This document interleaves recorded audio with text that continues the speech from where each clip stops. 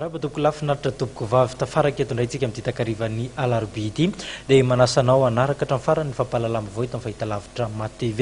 ny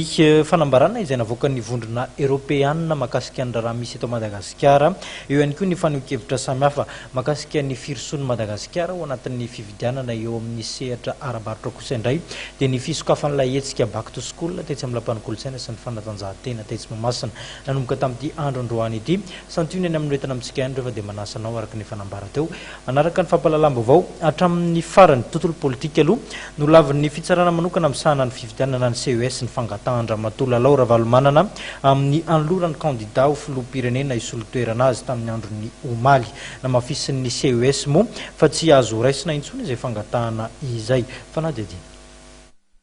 araka ny didy mitondra larana 4 CES tsipika D izay nivoaka omaly talata dia tsy azo raisina ny fangatahana fahazondalana n'olotra candidat isolo-toerana Andramatoa Laura Valomanana candidat ny Ankolafy Ravalomanana.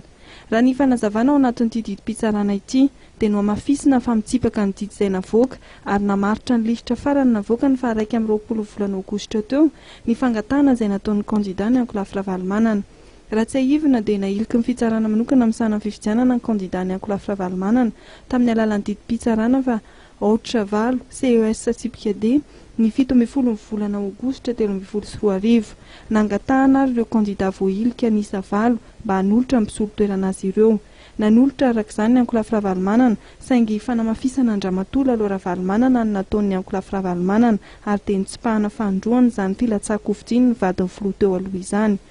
Manoloana io didim-pitsarana navoaka omaly io dia mbola tsy misy hatreto ny fanapa-kevitra entitra navoaka ny Ankolafy Ravalomanana raha nambaran'Andriamatoa Girivo Andrena Arsoa mpitondra teny ny Ankolafy Ravalomanana. Andrasana ho inambara amin'ny fivoriana izay ho tanterahana tsy ho ela ary koa ny toromarika izay omen'ny filoha-pitarika ny Ankolafy izay mbola miona amin'ny tompon'andraikitra eo anivon'ny vondron'ny Sadek raha nambarany hatrany.